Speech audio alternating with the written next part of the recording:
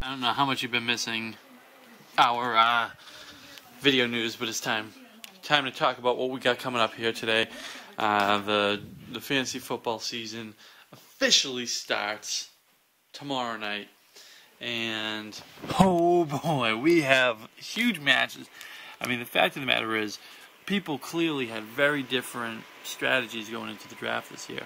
So the answers to who had the better draft strategy, it's going to be answered right away. I mean, yeah, we're going to see people start dicing up with free agency. We've already seen 3 teams make moves into free agency, and the season hasn't even started yet, and it's not due to injury. So, people are already got an itchy trigger finger to get into free agency.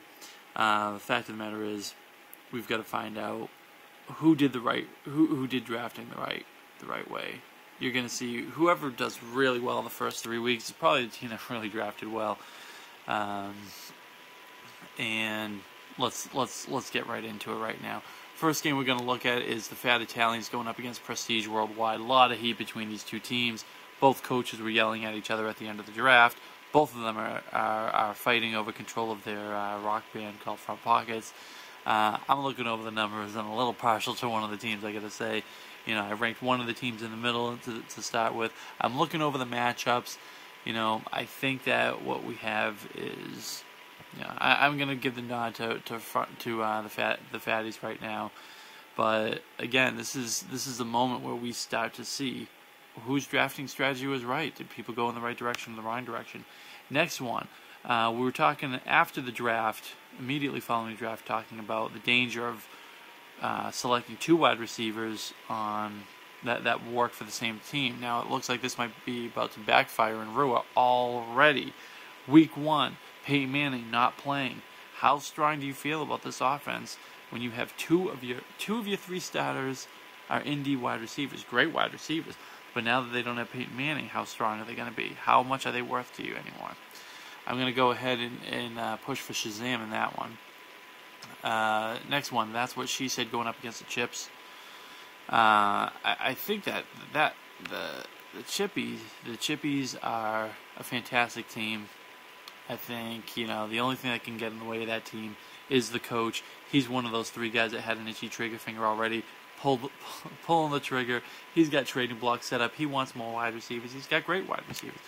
This guy has just got to let his team go. He's ranked number 3 in the power rankings. He should have no problem with the Chooches. Our consultant Epic thinks that Chooches are one of the best teams. Again, we're going to see what actually happens when the rubber hits the pavement. And another one of the big matches. This is a really big one. I rank this team right at the bottom, right next to Chooch. City Loves My Pork, the returning champs, and what are they going to do against PPM? Yahoo says they're going to win. I don't agree. I think PPM has a much better situation. I think, City Loves My Pork wins out in certain areas. They have a lot more home teams. Chips has a lot of home. If I remember right, Chips has a lot of this same type of thing. This can't be forgotten. Teams that play at home are going to generally play better than teams that are away. Despite that, I still like the PPM team to take them out. It'll be really, really interesting to see how these players come out right out of the gate. And without a doubt, the match of the week is Surge versus the Anti-Awesomeness. This is the number 1 team versus the number 2 team according to the power rankings. And right now, power rankings are going to be probably as off the mark as they can be. Fantasy, it's very difficult to figure out what the best teams are, really, even in the first month. But just for the sake of this argument here, we're going to go into this. We're going to look over. We have Arian Foster, potential injury. Tony Romo has to start because Peyton Manning's out. So not really coming in here, probably at full strength, is the Anti-Awesomeness. He's got a lot of home games. Surge has a lot of away games. Yahoo's not really looking at this to be a big game. They think about 200 points are going to be scored combined with the 2 of them. I'm leaning towards Surge taking this one and starting off on the right foot. Everything's going to be up in the air.